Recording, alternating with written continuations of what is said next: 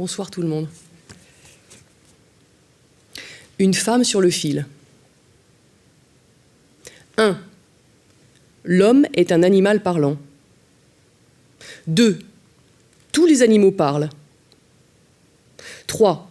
Du temps où les bêtes parlaient est une phrase récurrente dans les contes, et elle signifie du temps où on comprenait les bêtes, ou du temps où on croyait les comprendre, ou du temps où nous étions tous des bêtes parlant dans un concert de cris et de langues plus ou moins articulées. 4. Il existe pour la vache 240 manières de meugler. 5. La vache meugle, mais il lui arrive aussi de beugler, auquel cas il est urgent de réagir. 6. En général, on ne beugle pas pour soi seul. Le beuglement est une adresse. 7. Beugler et parler suppose la présence d'un autre, qu'on peut appeler un tiers, si du moins on peut diviser le monde en soi, un autre et un tiers. On y reviendra. 8. On parle parce qu'on est plusieurs. 9. J'ai déjà écrit des textes que je croyais ne destiner qu'à moi seul. 10.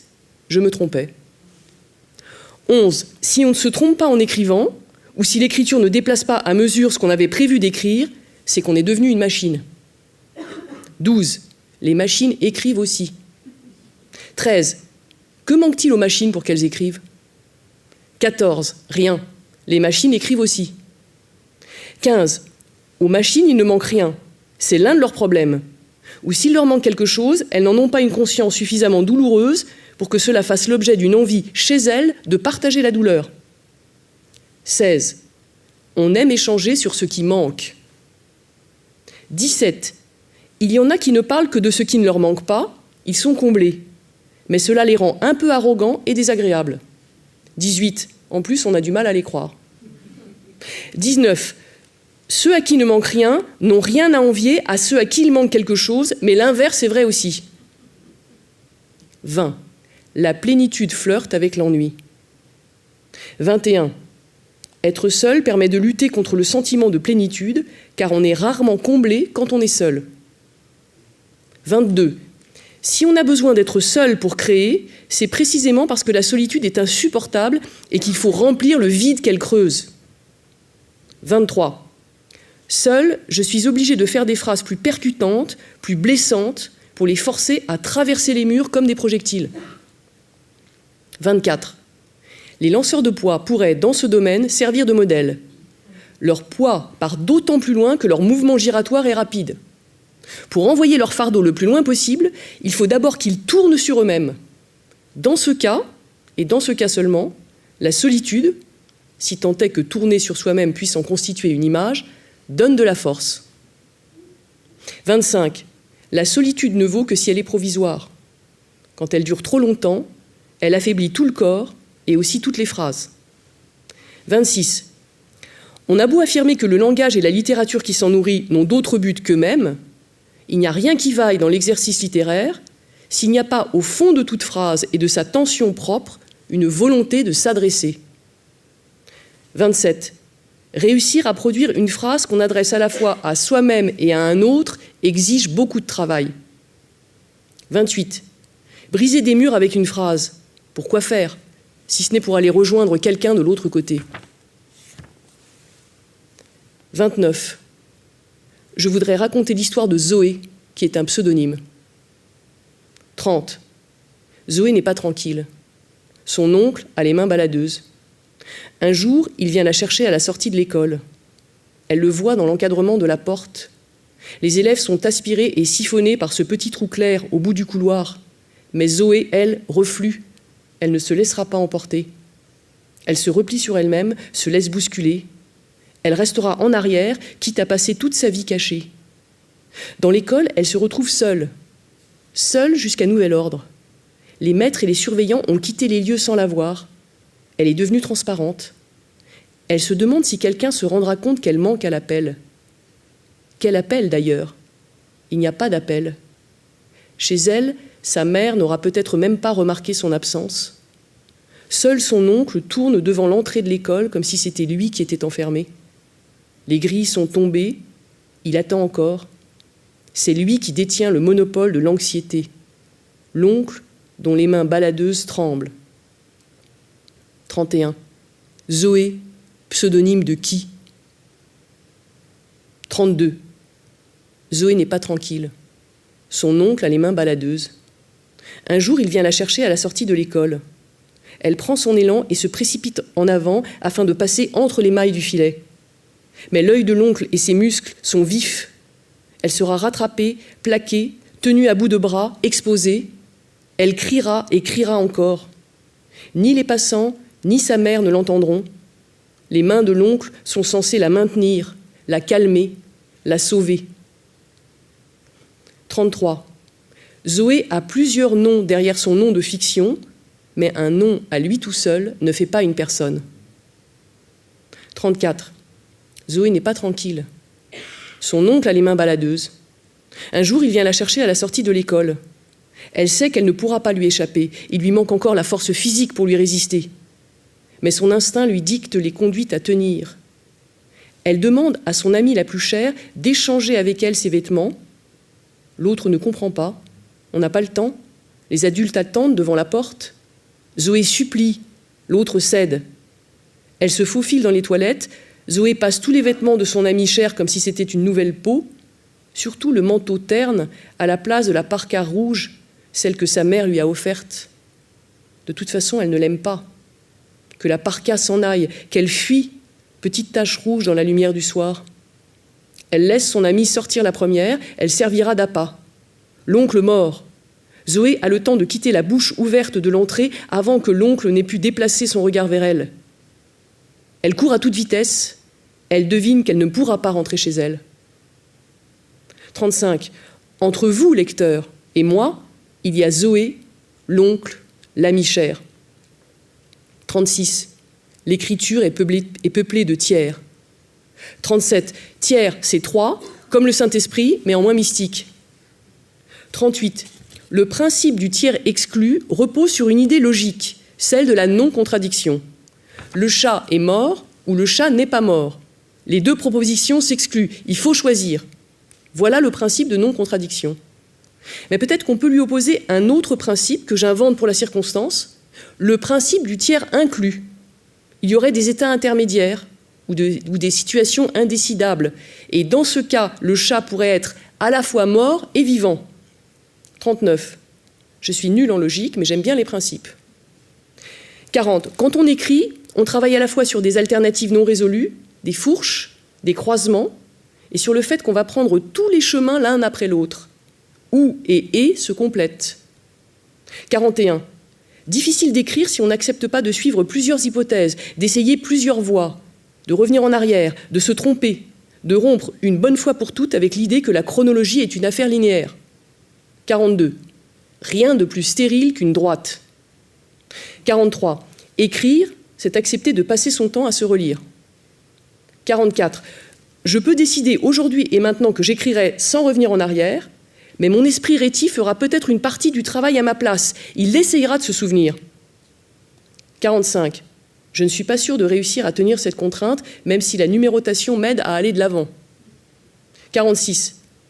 On cherche divers moyens de fabriquer un objet à sa mesure, et pour le fabriquer, on s'invente des contraintes qui sont plus contraignantes encore que la contrainte initiale, consistant à utiliser les lettres, les mots et la grammaire de sa langue.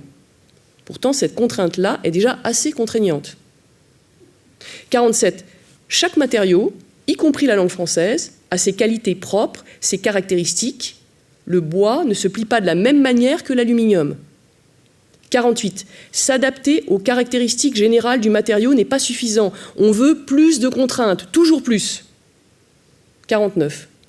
Rien de tel pour exprimer une chose vraiment singulière que d'être entièrement corseté, à condition que le corset soit absolument adapté au corps de celui ou celle qui le portera. Il ne peut y avoir deux corsets absolument identiques. 50. J'ai une folle envie de relire tout ce que j'ai écrit, je me retiens. 51. Poursuivre est une épreuve, un exercice de mémoire et un exercice spirituel à la fois. Il s'agit d'entendre en soi la petite musique qui se forme et qui, pour ce qui me concerne, ressemble presque toujours à une ritournelle. 52. Je réécris donc à ma manière les lettres à un jeune poète de Rainer Maria Rilke pour que l'histoire ne se cantonne pas à un grand écrivain de langue allemande donnant des conseils à un poète novice, homme et père, parlant à son fils et disciple. 53.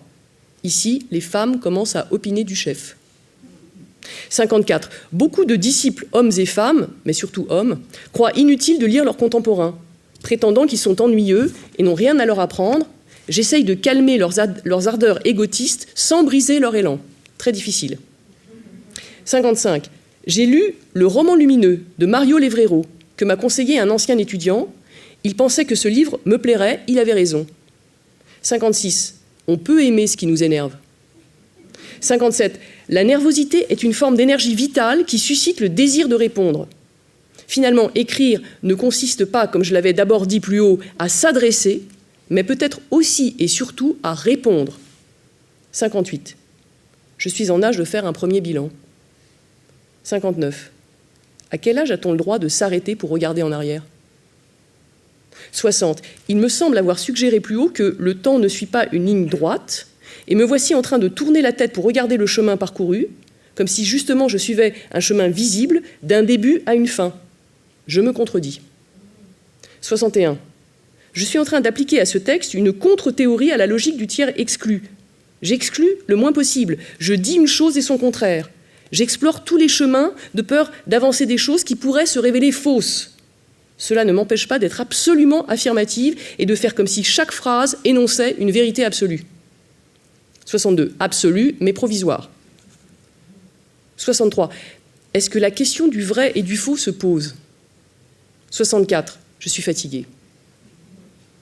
65. Je me souviens que, quand j'ai écrit mon premier livre, je m'étais fixé une contrainte. J'écrivais chaque fragment sans m'arrêter, et quand je m'arrêtais, c'était la fin du texte, et je devais en commencer un autre. Assez pratique pour une écriture en fragments, beaucoup moins dans le cas d'un récit où tout le monde, et moi aussi, persiste à penser qu'il y a un fil narratif. 66.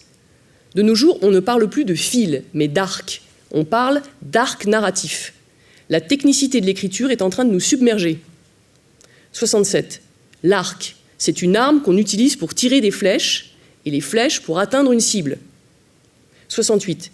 Sans doute que cette image de l'arc narratif indique que nous écrivons pour atteindre une cible, ou des cibles. 69. Il existe des livres pour les 10-12 ans, ou pour les 16-18 ans. C'est ce qu'on appelle une approche ciblée de la littérature. 70. S'il y avait moins de cibles, on serait peut-être un peu moins en guerre et en concurrence. 71. L'arc a été inventé par des humains qui cherchaient surtout à se nourrir.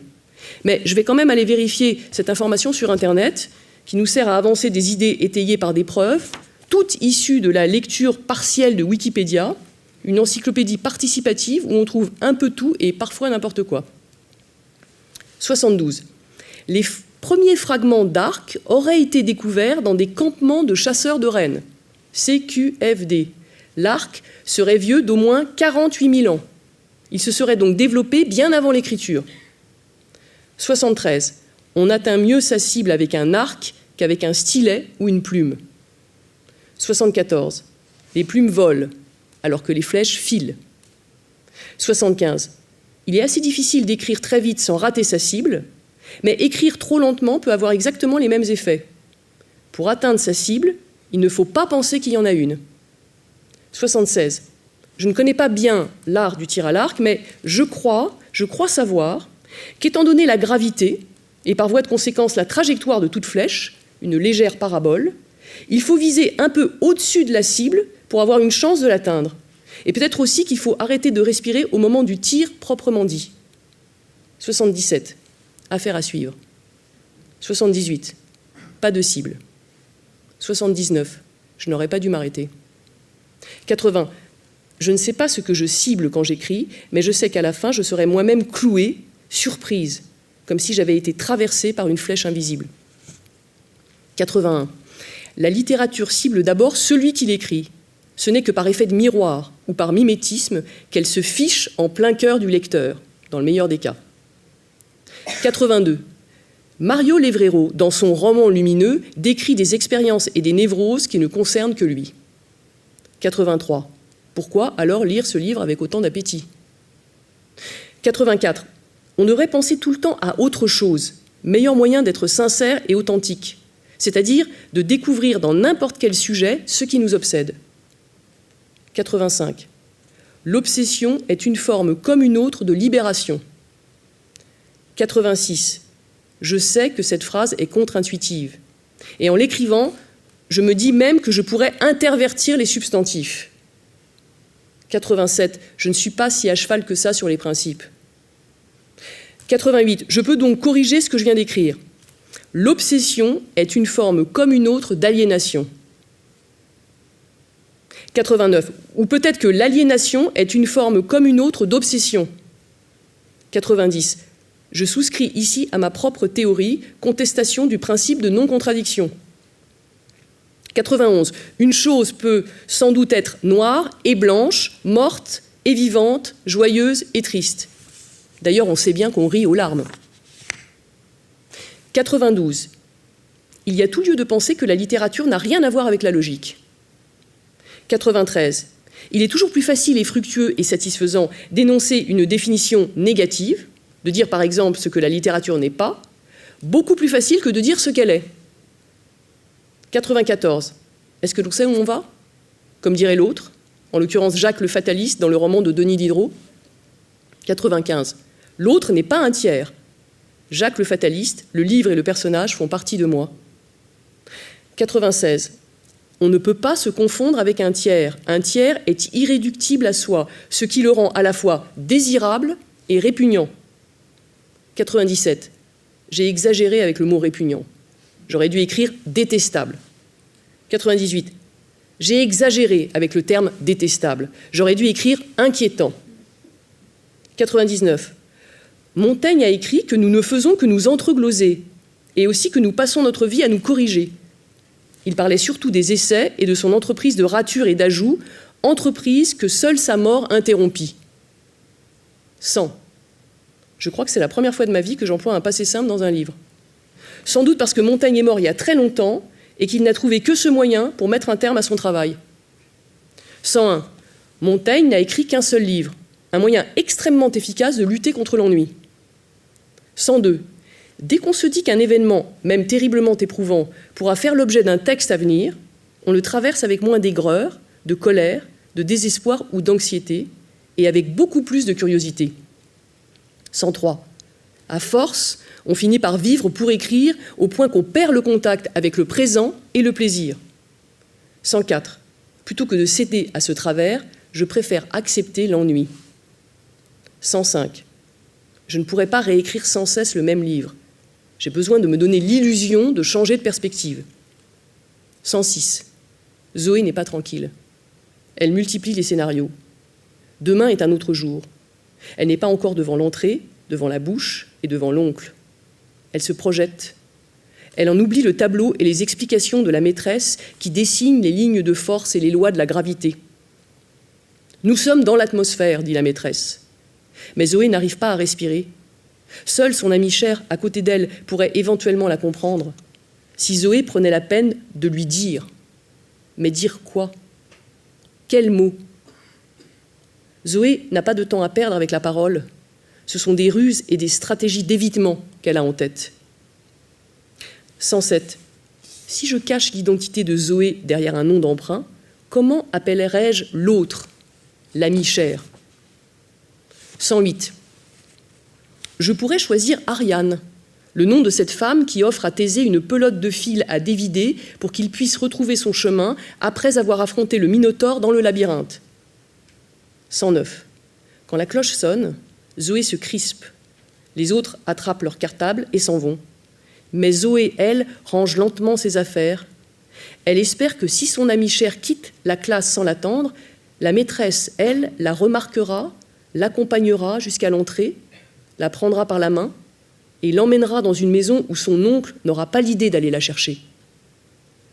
110. Ariane a aimé Thésée et lui a offert la possibilité de sortir du labyrinthe en échange de la promesse qu'il l'épouserait pour la remercier de son aide.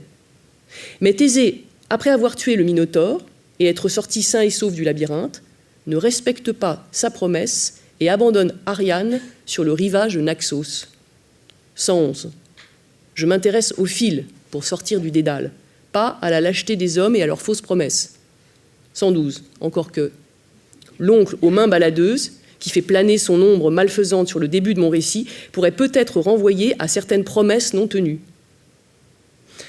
113, le Minotaure serait l'oncle, Zoé serait Thésée, l'amie chère serait Ariane, une sœur de Zoé, ou une sorte de sœur, ou une sœur d'âme, une amoureuse, un double.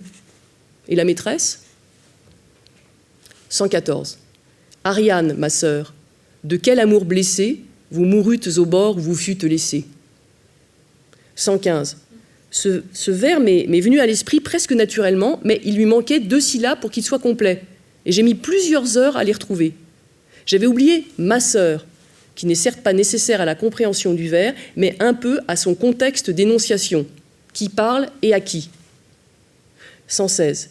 Je m'amuse de mon oubli. Je sais à quel point mes livres s'adressent justement à cette sœur-là, désormais perdue, et cela depuis fort longtemps. Cette sœur qui, chaque fois que j'essaye de la chasser de mon paysage intérieur, se rappelle à moi sous des formes extrêmement diverses. J'ai fini par accepter de ne plus la chasser, même si je ne l'ai pas encore mise au centre de l'un de mes livres, et même si je persiste, pour celui que je suis en train d'écrire, à exiger de moi de ne plus en parler. Encore une erreur. 117. Je ne peux pas m'empêcher de citer Racine, parce que Racine a bercé ma jeunesse, et que ces alexandrins sont collés à toutes mes fibres. 118. J'ai d'abord écrit « adolescence », puis j'ai corrigé et j'ai écrit « jeunesse », une manière d'accepter l'éloignement de plus en plus grand entre moi et moi. 119. J'ai été autre. 120 et jeune. 121. J'ai été jeune.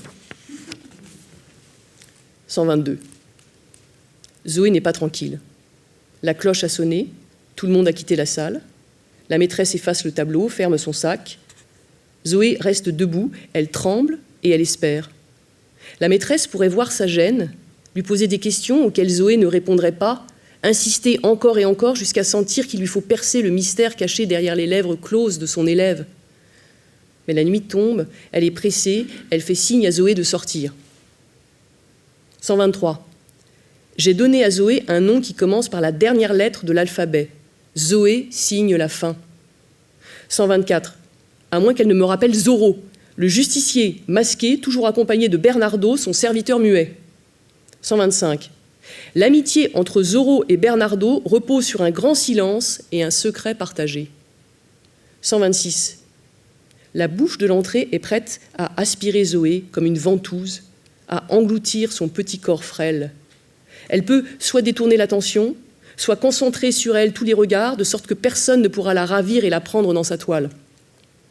Elle invente une scène qu'elle se répète dans sa tête avant de la jouer, une scène pour créer la surprise et éloigner le danger.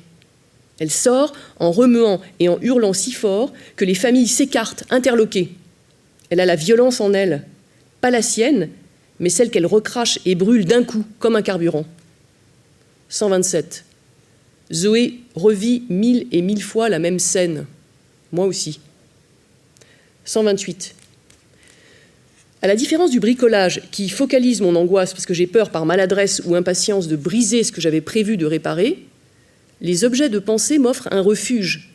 Je n'hésite pas à triturer les textes, à bousculer l'ordre des séquences, à démolir et à reconstruire plusieurs fois, même s'il m'arrive de sombrer dans la mélancolie à force de ne pas trouver d'issue.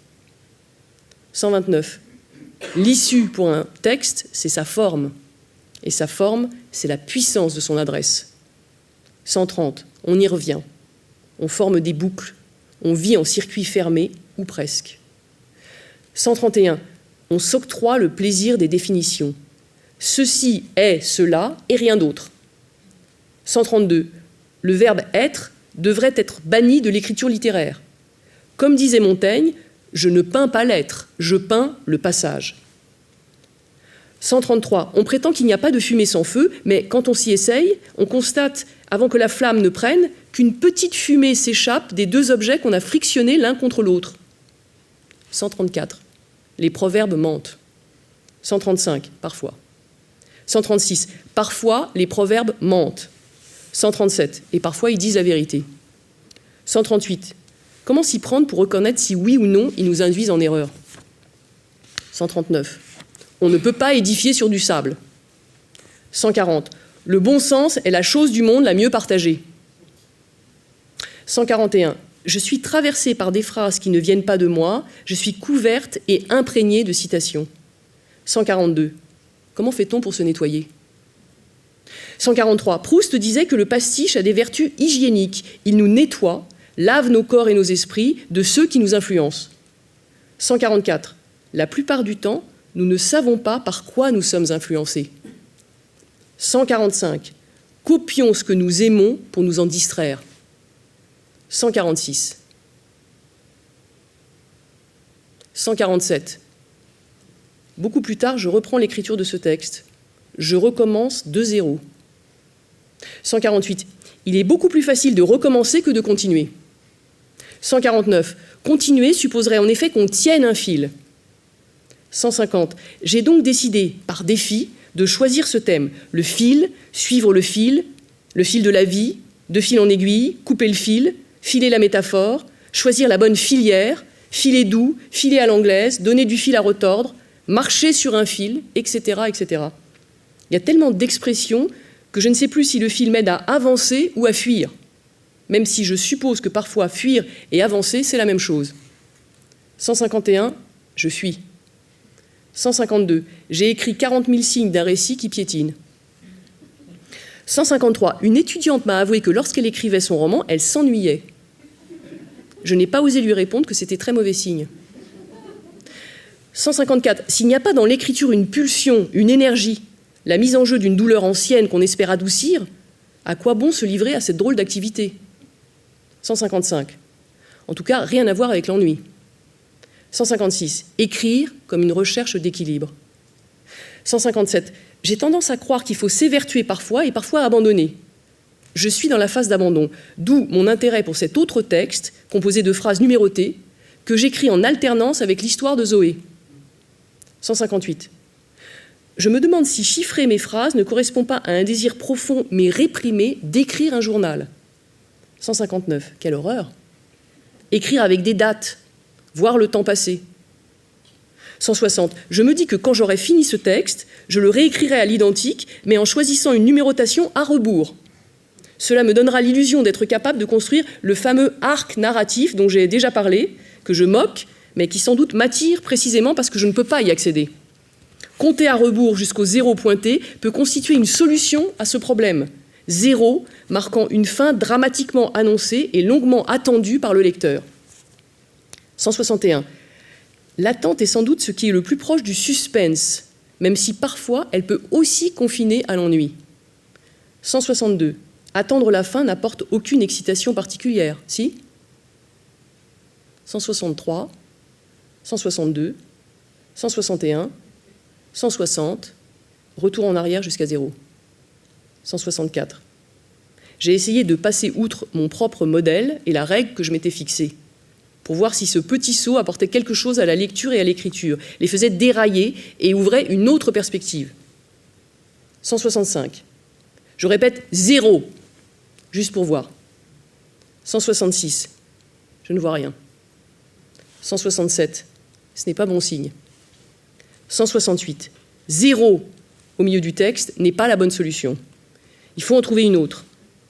Je pourrais essayer de poursuivre ce texte comme s'il avait une ligne, grâce à la numérotation, tout en digressant dans tous les sens, dans l'espoir que lors de l'une de ces digressions, un nouveau récit apparaisse.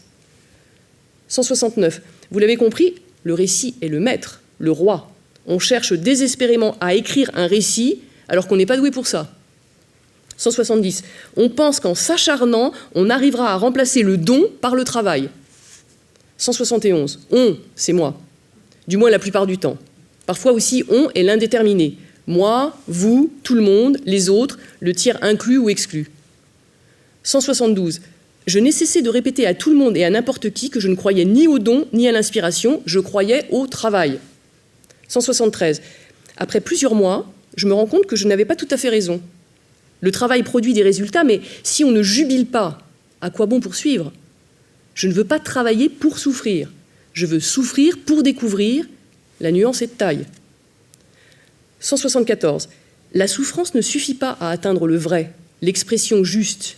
Il faut encore que cette souffrance puisse être comme modelée et canalisée, qu'elle dessine une figure floue qui petit à petit prenne la forme d'une vraie créature, à l'image des insectes dessinés par Cornelia S. Honegger, le livre que je suis en train de lire en parle, insectes auxquels elle s'intéresse parce que les radiations auxquelles ils ont été exposés ont modifié leur forme. 175. On ne peut pas s'extraire de ce qu'on lit. Et comme je lis un livre sur les insectes, je ne suis pas prêt de construire et de déployer une belle intrigue. 176. Zoé n'est pas tranquille. L'oncle n'est pas venu à la sortie de l'école, mais la douleur rôde, quelque part entre Zoé et sa mère. Elle prend des formes compactes, difficiles à traverser. La douleur est dense comme un trou noir. Zoé la sent autour des deux corps, le sien et celui de sa mère, comme deux immenses radiations. Et quand l'oncle n'est pas là, c'est pire. À croire que l'oncle allège et disperse la densité de la douleur. On peut lui attribuer ce pouvoir-là. Il dissémine le mal, à moins qu'il ne l'incarne à la place de tout le reste et attire à lui les particules les plus denses. Zoé aimerait quitter l'atmosphère et s'évader dans les galaxies. Elle a vu les cosmonautes le faire, attachés à une capsule par un cordon ombilical qui leur évite la dérive définitive. Quand elle met les bottes pour prendre le sentier qui mène à la maison, Zoé s'imagine dans un scaphandre intégral, les jambes gainées d'aluminium, le visage protégé derrière la vitre étanche d'un casque tourné vers la nuit des univers. Elle marche grâce à ses chaussures agravitationnelles sur la peau de planètes éloignées. 177. Zoé et Zéro sont identiques à une lettre près, et cette lettre se prononce R. 178. Je ne suis pas sûre que cette révélation suffise à donner des ailes à mon récit, mais j'ai appris qu'on pouvait s'affranchir des effets de la pesanteur en pratiquant des vols paraboliques avec des avions de ligne. 179. Grâce à un pilotage fin, assuré par au moins 2 pilotes en même temps, l'avion, à 6000 mètres d'altitude, alterne des montées plein moteur et des descentes en chute libre avec des angles supérieurs à 40 degrés. En décrivant cette ligne parabolique, les passagers accèdent dans la cabine à des micro-pesanteurs d'une vingtaine de secondes chacune. 180. Pour l'instant, seuls des scientifiques et quelques acrobates et danseurs ont pu participer à ce type d'expérience. Mais il y aura bientôt des vols paraboliques destinés à tout le monde, du moins à ceux qui auront envie de dépenser un peu plus de 6 000 € pour acquérir de la légèreté et la plupart du temps vomir. 181. Je crois que mon projet Écrire sur le fil est un moyen d'entrer dans la tête de ceux qui se jouent de la gravité. 182. Avant même de sortir de l'école, quoi qu'il en soit des adultes présents à l'entrée, Zoé s'installe sous le préau, parfois à même le sol, et met ses bottes en caoutchouc pour sauter dans la boue. Elle pense à la bouche d'ombre, l'entrée de l'école qui n'est pas si claire, non, pas si claire qu'on pourrait croire. Elle pense aussi à la gravité. La gravité l'empêche de quitter le sol et de voler. Dès qu'elle pourra quitter la terre, elle s'en arrachera, mais en attendant, elle cherche une flaque grosse comme une mare pour s'y plonger. La saleté la rendra méconnaissable et repoussante. 183. Il y a un livre de Bruno Latour qui s'appelle « Où atterrir ?», paru en 2017, que je me promettais de lire. 184. Le sous-titre « Comment s'orienter en politique ?» m'a fait perdre un peu d'enthousiasme et de désir. 185. Je ne suis pas encore prête à atterrir. 186. À moins que trop terre à terre, je ne sois définitivement perdue pour les vols paraboliques. 187. Je n'aurais pas envie de réaliser de tels vols. En revanche, j'aimerais en avoir déjà fait l'expérience. 188. Ma mémoire est pleine d'histoires, d'anecdotes, d'expériences que je n'ai pas vécues et qui frémissent dans ma tête au moment où je m'y attends le moins. Leur présence fantomatique, quand elle se manifeste, me dérange, me surprend, m'exaspère, ou, comme on dit aujourd'hui à tout bout de champ dans les sciences sociales et humaines, m'affecte. 189. Moi, je n'ai pas peur, déclare Zoé. Zoé n'a peur de rien. Rien ne lui fait peur. Si, un peu, quand même. Son oncle. Quand il s'avance dans l'entrée de la cuisine ou de l'école et que sa silhouette énorme se dessine en contre-jour dans l'encadrement d'une porte, visage dans l'ombre et corps comme en 2 dimensions, son oncle pourrait lui faire peur. Si elle n'avait pas trouvé 1000 ruses pour glisser entre ses doigts, échapper à ses pièges de 1000 manières. 190. De quelle manière ? 191. De 1000 manières. 192. Je n'avais pas prévu l'oncle de Zoé, mais sa présence noire se diffuse dans toutes les fibres de mon récit. C'est pourquoi je fais des pauses et j'intercale des choses qui n'ont apparemment rien à voir avec l'histoire de Zoé. 193. Pourtant, je ne fais pas partie de ces écrivains qui prétendent être habités par leurs personnages qui leur dictent ce qu'ils doivent écrire. Je trouve cette description du travail d'écriture malhonnête, à moins qu'elle ne soit seulement naïve. En tout cas, elle est associée pour moi à une forme de démagogie. Mais l'oncle abusif n'occupe pas mon esprit pour rien. Il occupe l'esprit de tous et de toutes. 194. Nous sommes imprégnés par ce que les autres vivent, par les témoignages qui circulent, par les violences sexuelles dont on n'avait pas imaginé l'ampleur, avant qu'enfin les victimes n'exposent les faits et les silences ayant entouré ces faits. 195. En arrivant devant la maison, Zoé a la désagréable surprise d'apercevoir l'oncle dans l'entrebâillement de la porte. Elle ne voit pas la mère, mais elle entend sa voix. Elle a le temps de calculer combien de temps elle mettrait à rejoindre le champ, suivre la sente, puis disparaître dans la forêt. Mais à quoi cela servirait-il ? Ne faudrait-il pas à un moment ou à un autre qu'elle rentre ? N'est-elle pas encore trop petite pour se débrouiller seule ? Pour affronter les arbres qui se penchent vers elle quand le vent souffle fort ? Alors au lieu d'enlever ses bottes boueuses, Zoé monte les quelques marches qui la séparent de la cuisine et entre en laissant d'énormes traces sur son passage. L'oncle et la mère la regardent sans rien dire pendant qu'elle souille ostensiblement le carrelage en gravissant, bottes aux pieds, sale et dégoulinante, l'escalier qui rejoint le premier étage. 196. Pour une raison que j'ignore, le début de mon texte balbutie et répète une scène d'ouverture, une scène de seuil, une scène de frontière et d'encadrement, et lui offre de multiples prolongements, comme si aucun possible ne pouvait prendre le pas sur un autre, comme si le choix de l'un de ces possibles constituait une trahison. 197. Mais trahir qui et pourquoi ? 198. Où et se complètent. 199. Je pourrais demander à Zoé ce qu'elle en pense, comme le feraient les écrivains dont je fustige le discours. Le personnage me dicte ses idées et je ne fais que suivre ce qu'il m'ordonne. Quel mensonge ! 200. Je procède autrement, en introduisant un peu de magie dans ma rationalité. J'appelle Zoé dans l'espoir qu'elle réponde à son nom. Si elle répond, c'est qu'elle existe un peu, bien que je connaisse aussi les échos. Zoé ? Zoé ? Dans un texte, il est très rare que j'utilise le point d'exclamation. 202. J'en conclus que le texte alternatif que je suis en train d'écrire bouleverse certaines de mes habitudes et tient plutôt d'un discours de la méthode que du roman ou du récit. 203. Je sais bien que dans mon cas, vouloir coller à un genre se révèle souvent improductif, mais ça ne m'empêche pas de penser que je vis une crise. 204. Je vis une crise. 205. Il paraît que c'est toujours comme ça quand j'écris. Je n'y arrive pas, et puis à un moment, j'y arrive. 206. Zoé ? Zoé ? 207. J'attends le moment, mais la crise dure. Elle se mêle à beaucoup d'autres choses qui n'ont rien à voir avec l'écriture. 208. Je raconte ? 209. Je ne sais pas raconter. Cela fait partie de la crise elle-même. Parce que je crois que l'injonction à raconter, au récit, à la narration est trop forte. Elle nous tient tous et toutes en laisse. 210. Tenir en laisse. Je pense aux longes de sécurité que les funambules refusent de porter parce que cela augmente le danger, disent-ils. Attachés par une longe, ils se sentent entravés, perdent en vigilance. Sans la longe, ils sont plus tranquilles. 211. L'injonction à passer par le récit a envahi notre espace mental. Racontez-moi votre histoire. 212. Dans le vocabulaire des funambules, on utilise l'expression « longe de vie ». 213. Racontez-moi votre vie, je vous écoute. 214. Je vous écoute. 215. Pour écrire, je pratique des entretiens. Je l'ai souvent expliqué. 216.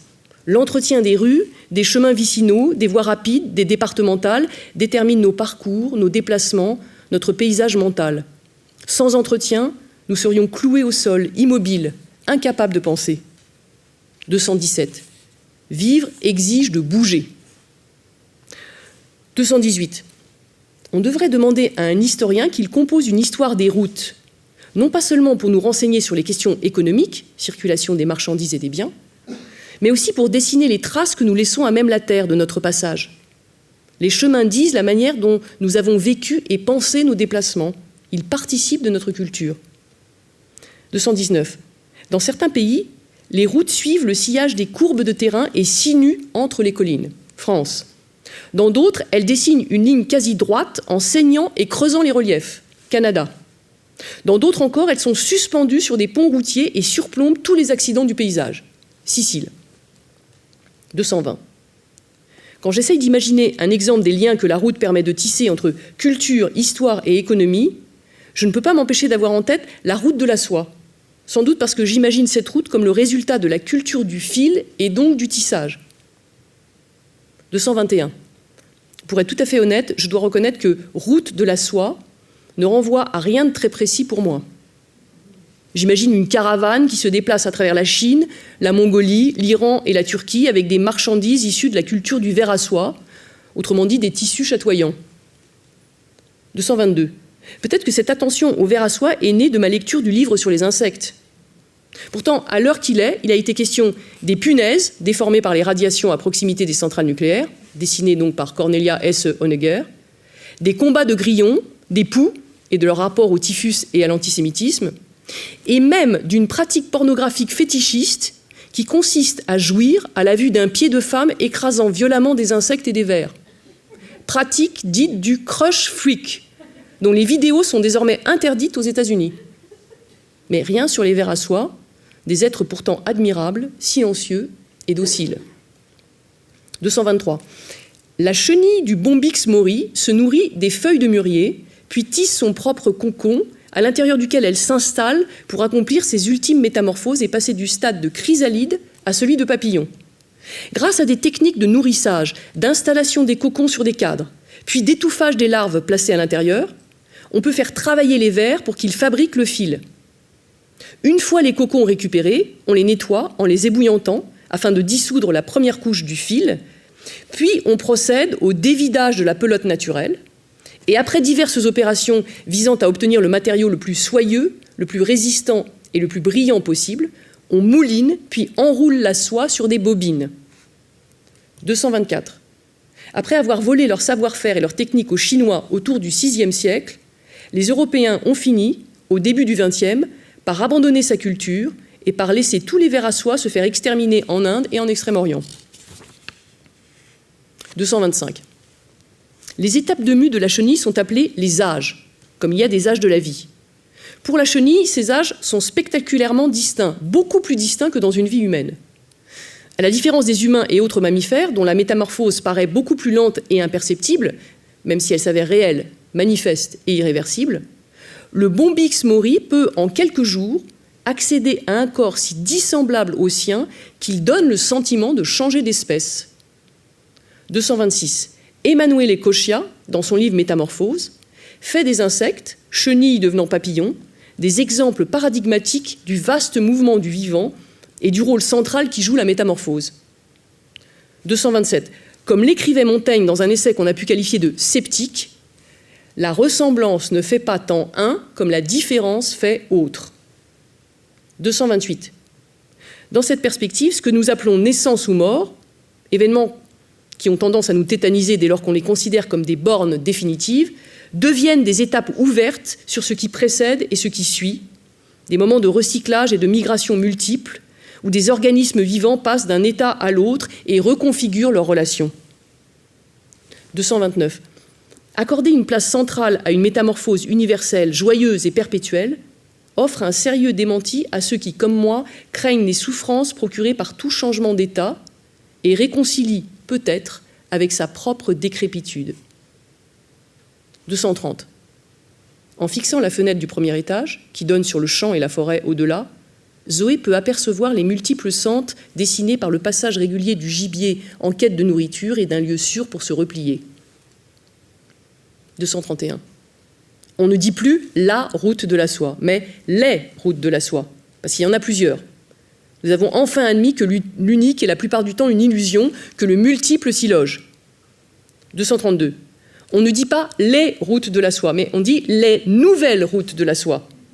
Non seulement parce que les liaisons maritimes, ferroviaires et routières censées relier la Chine à l'Europe par l'Asie centrale dessinent une trame complexe, un réseau dense de fils, de nœuds, d'excroissance, d'extension, qui vont continuer à creuser, strier et modifier de vastes zones encore désertiques, mais aussi parce qu'on est sensible aux effets de répétition. Depuis quelques années, les Chinois cherchent en effet à réemprunter les anciennes routes pour se vouer plutôt au commerce des hydrocarbures qu'au marché de soieries et de jade, et plutôt aux gazoducs et aux terminaux de pipeline qu'aux pistes et aux caravansérails. 233. Même pour fabriquer du fil et pour s'habiller, on a désormais besoin de pétrole. Les soies synthétiques concurrencent les soies naturelles. 234. On épargne les bêtes d'un côté, de l'autre, on rend l'atmosphère irrespirable. De sorte que bientôt, aucun ver à soie ne pourra survivre à l'air saturé de dioxyde de carbone qui est devenu le lot commun des hommes et des bêtes. 235. Avant tout déplacement en terrain inconnu, j'étudie longuement les cartes afin de m'imprégner de toutes les lignes qui s'y inscrivent et qui sont paradoxalement invisibles dès qu'on a les pieds au sol et qu'on patauge dans le réel. On ne peut vraiment appréhender le tracé d'une ligne que sur une carte ou à très grande distance, par exemple d'un hélicoptère ou d'un avion. 236. Qu'on soit lecteur ou écrivain, l'écriture se comprend mal au ras du sol. 237. On a besoin de planer un peu au-dessus des choses pour pouvoir les raconter. On les regarde de loin, elles perdent en puissance, mais elles gagnent en contour. On les dessine pour les désactiver provisoirement, pour supporter et renvoyer comme un miroir leurs rayons maléfiques. 238. Je ne fais pas l'éloge des drones, qui, sous couvert de nous ouvrir à d'autres visions de notre Terre, déploient partout le modèle de la surveillance oculaire. Mais les images que ces terribles machines enregistrent nous exonèrent du désir de voler. 239. Quand un humain vole, quelle que soit la méthode employée, il prend le risque de tomber. 240.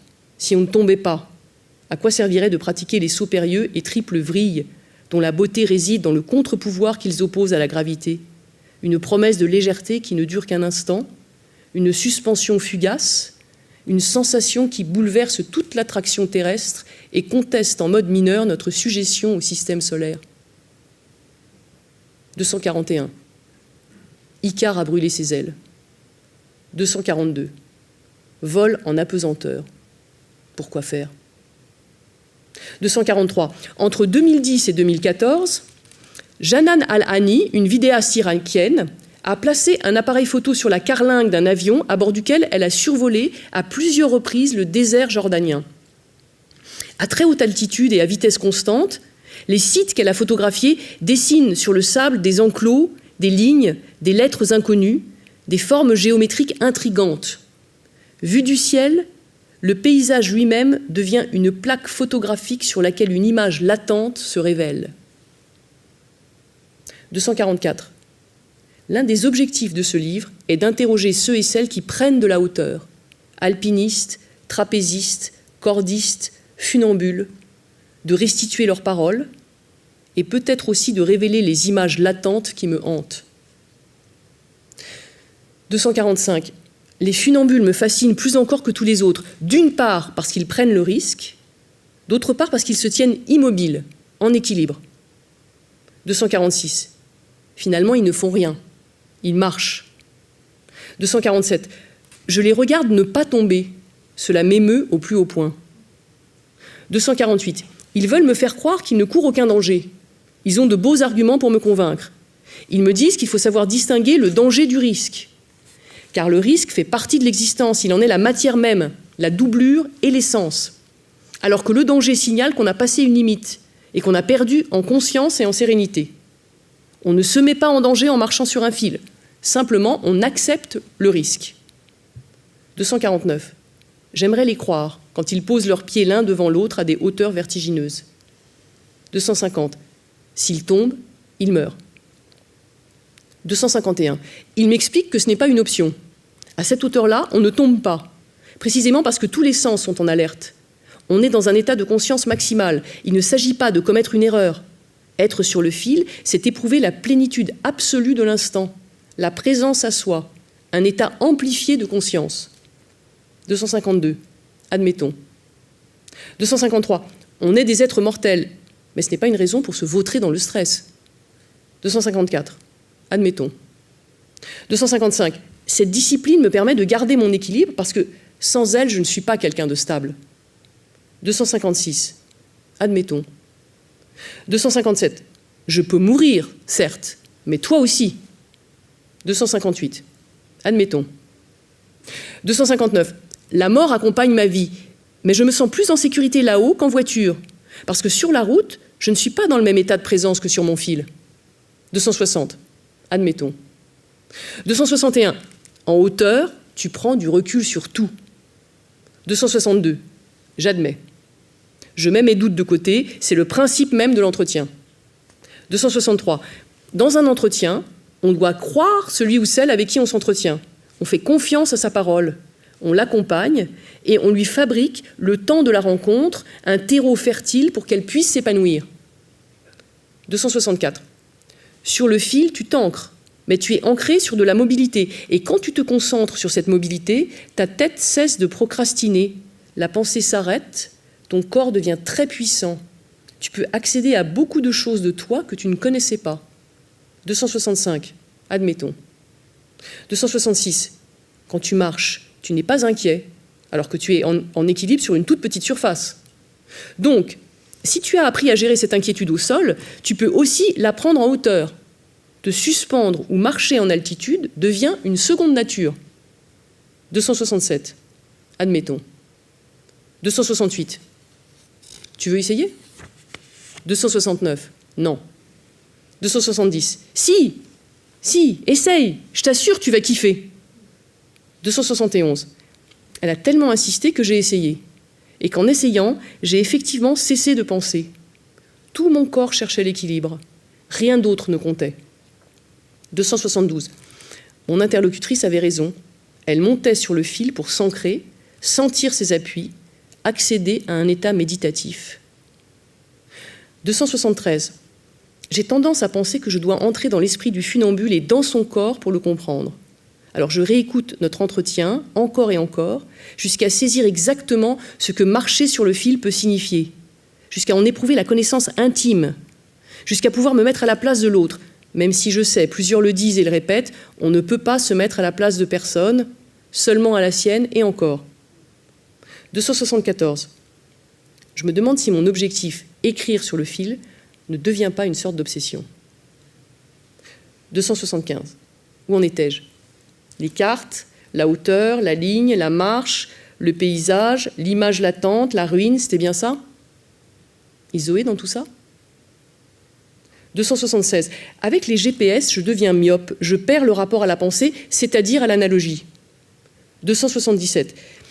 Même si on peut introduire quelques variations, route sans péage, restaurant à proximité, station-service, l'algorithme de Google Maps ou de Waze calcule l'itinéraire en fonction d'une efficacité maximale. Il m'oblige à valider d'avance un programme. 278. Je ne crois pas à l'efficacité. Et je ne sais pas comment on la mesure. Est-ce la distance la plus courte entre deux points ? 279. Le chemin le plus rapide ? 280. Le plus aventureux ? 281. Le moins direct ? 282. Il y a beaucoup de paramètres à prendre en compte, en particulier l'état de celui qui réalise le parcours, état déterminé par tant de circonstances, d'événements antérieurs, de situations, qu'il est quasi impossible, même pour une seule personne, de proposer des critères d'évaluation de ce qu'elle estime être en général efficace. À moins qu'on imagine une personne, ou plutôt un modèle de personne susceptible de rester toujours dans le même état. 283. Qui pourrait se vanter de coller à ce modèle ? 284. Et je dis se vanter, mais je pourrais tout aussi bien dire se plaindre. Je suis toujours la même est une affirmation qui peut relever de la vantardise ou au contraire de la déploration. L'intonation sous-jacente d'une telle affirmation est bien difficile à évaluer. 285. Un récit peut-il être efficace ? 286. S'entretenir avec quelqu'un apporte du plaisir, mais peut prendre beaucoup de temps et ne déboucher que sur un paragraphe ou une phrase ou rien. S'entretenir avec quelqu'un n'est pas efficace. 187. Je me vante et aussi je me plains. 288. Les alternances d'état, joie et tristesse, assurance et doute peuvent constituer les causes ou les effets de l'écriture d'un texte. 289. Je m'entretiens. 290. Pour une fois, les apparences pronominales du verbe peuvent être trompeuses. S'entretenir ne signifie pas forcément une activité tournée vers soi seul. 291. J'ai peur de tomber malade, alors je m'entretiens. 292. Faut-il que j'évoque mon rapport maladif à la maladie ? 293. Je préfère me concentrer sur l'entretien au sens le plus noble du terme. L'entretien, la conversation, l'échange, la relation. D'autres diraient l'interview. Mais cela nous renverrait au journalisme, à une certaine idée de ce qu'on doit retirer de l'entretien et donc de son efficacité.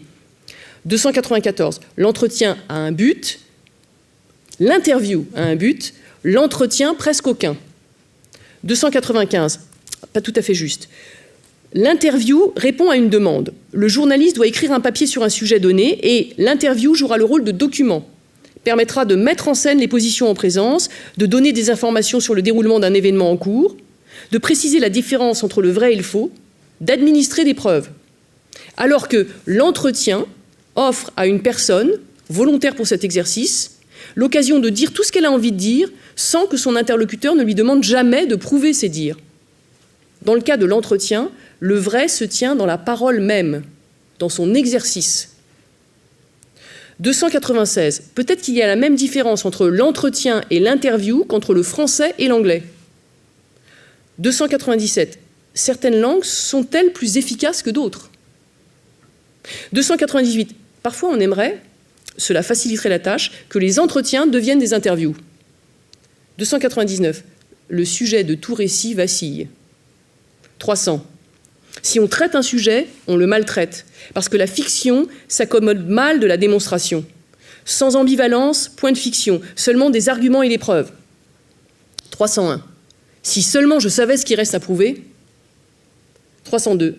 Encore un point d'exclamation. Décidément, je vais de plus en plus mal. 303. J'estime que les points d'exclamation sont des béquilles pour des phrases non abouties. Celles dont on ne saisit pas à la seule lecture l'harmonie, l'intonation, le rythme et l'intention. Il y a un aveu de faiblesse dans l'usage du point d'exclamation. 304. Pour une fois, je n'aime pas la faiblesse. J'ai besoin que la phrase porte tout en elle. 305. Pour ce qui concerne la phrase, je suis extrémiste. 306. Je n'aime pas non plus les points de suspension. 307. Les points de suspension, c'est encore pire. 308. L'espèce de fausse connivence que crée le point de suspension m'exaspère. 309. Dans le domaine littéraire, je n'apprécie pas le laisser-aller, le relâchement, l'inachèvement, ni même la connivence jouée. 310. Je reconnais pourtant qu'il peut y avoir de belles choses qui restent complètement en suspens et auxquelles manque indubitablement la fin. 311. Formée au cirque et au trapèze, C m'explique qu'elle a petit à petit choisi le diamètre exact des barres qu'elle utilise. Ni trop fine, pour que les mains ne soient pas déchirées du fait de la petite surface sur laquelle le poids se répartit, ni trop épaisse, pour que la main ne s'ouvre pas petit à petit, obligeant à mobiliser pour rester verrouillée une force trop considérable. Se suspendre, c'est comme déployer un temps de l'attention, de l'entre-deux, de l'incertitude. Poser une question dont on retarde le plus possible la réponse. Moins vouloir qu'attendre. Moins finir que prolonger. 312. C, 1,73 m, une musculature répartie essentiellement autour des épaules, des bras, des abdominaux, un visage ouvert et encore enfantin, des yeux d'un bleu limpide, des vêtements qui sont plus fonctionnels que décoratifs, une force derrière laquelle on sent beaucoup d'anciennes blessures, une forme d'intransigeance mêlée à une curiosité pour toutes les expériences grâce auxquelles flirter avec la limite, une sorte de naïveté brute, une certitude tremblante. 313. Et maintenant la phrase nominale. Il ne manquait plus que ça. 314. En général, je chasse les phrases sans verbe, celles qui sonnent poétiques, avec les guillemets qui marquent ma distance avec un mot sali et galvaudé par des tas de clichés. Je préfère les phrases actives, où le verbe met en mouvement le sujet. La phrase nominale manque de puissance, elle m'amollit. 315. C a un corps musculeux qui déroute ses partenaires. 316. Comment accepter de faire l'amour avec une femme dont la musculature est aussi saillante et manifeste ? Et comment y trouver du plaisir ? 317. Il n'est pas exclu que la peur se mêle un peu à la jouissance, ou la précède. 318. Pardonne-t-on à une femme sa force physique ? 319. C essaye de laisser le plus possible les questions et son corps en suspens. 320. Le corps est une extension de la pensée. à moins que ce ne soit plutôt l'inverse. 321. Toute proposition appelle une proposition contradictoire. 322. La vérité sans cesse se dérobe. 323. C passe le plus clair de son temps à se suspendre. 324. En philosophie, les sceptiques attendent, doutent, suspendent leur jugement. 325. Es-tu sceptique ? 326. C sourit, elle devine le piège. J'attends sa réponse qui ne vient pas. 327. Es-tu sceptique ? 328. Il faudrait imaginer des vies infiniment suspendues, des textes sans fin, des questions toujours ouvertes dont la réponse n'est qu'un écho et dont le son même s'étire. On resterait ainsi sur la brèche, sur le fil. 329. Suspends-toi. 330. Je reviendrai un petit peu plus tard sur l'usage de l'impératif. 331. C se suspendait. 332. Je reviendrai un peu plus tard sur l'usage de l'imparfait. 333. C se suspendit. 334. À mon oreille, le passé simple sonne comme un aveu d'artifice. Il est si parfaitement clos sur lui-même que j'en suis exclu. C se suspendit ne me concerne presque plus. Entendre un passé simple me donne immédiatement envie de le détourner et de jouer avec lui, comme Valère Novarina dans la plupart de ses textes. 335. C se suspendut, elle en conceva de la peine et de la joie, du mal et du bien. 336. Attention. Retour de la logique du tiers exclu. 337. Et du tiers inclus. 338. Ou et se complètent. 339. Revenons au présent de la suspension, au sentiment de flottement qu'il suscite. 340. À la rubrique profession du père, Zoé n'a rien écrit. La mère n'en parle pas. Zoé n'ose pas lui demander des explications. Est-il mort ? Est-il parti ? A-t-il connu sa fille, Zoé ? L'oncle est-il le frère du père ou le frère de la mère ? 341. Zoé pourrait interroger sa mère sur ses origines, chercher à tout prix la vérité. 342. Ou accepter l'ignorance. 343. Ou suspendre son jugement. 344. Elle se tient coite. Il n'y a pas de quoi s'inquiéter.